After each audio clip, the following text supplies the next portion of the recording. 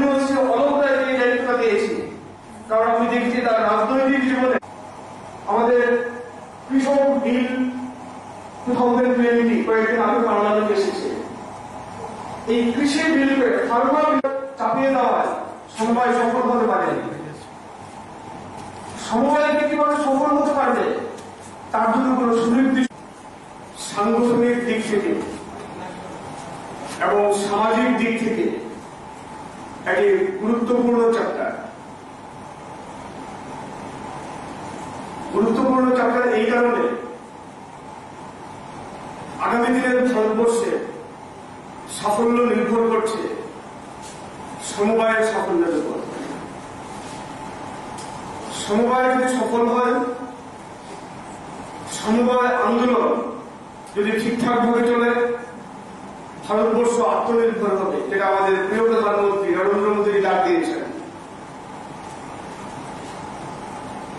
নরেন্দ্র মোদীজির কথায় এই সমবায় হচ্ছে বিকাশের থার্ড অল্টারনেটিভ, তৃতীয় বিকল্প। পৃথিবীর মানুষ অভিজ্ঞতায় দেখেছেন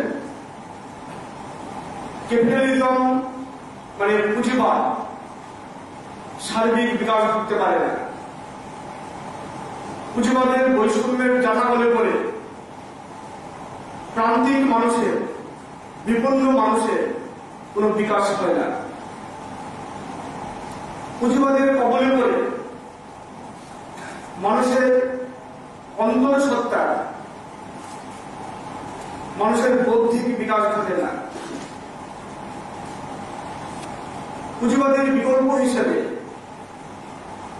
কমিউনিজম তথা সমাজতন্ত্র একসময় মাথা চাপা দিয়ে উঠেছিল, কিছুটা বিকশিত হয়েছিল কিছুদিনের জন্য।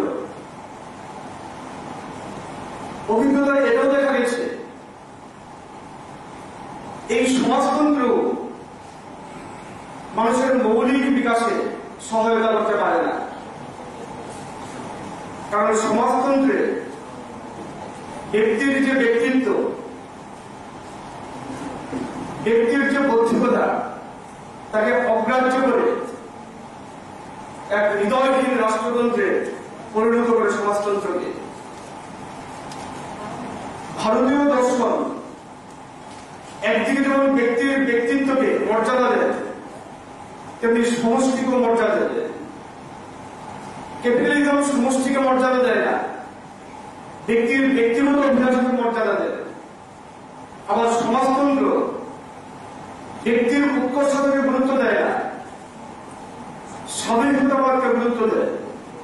যে ভারতীয় দর্শন, আমাদের ভারতীয় জনতা পার্টি একত্র মানবতাবাদের যিনি প্রদর্শক,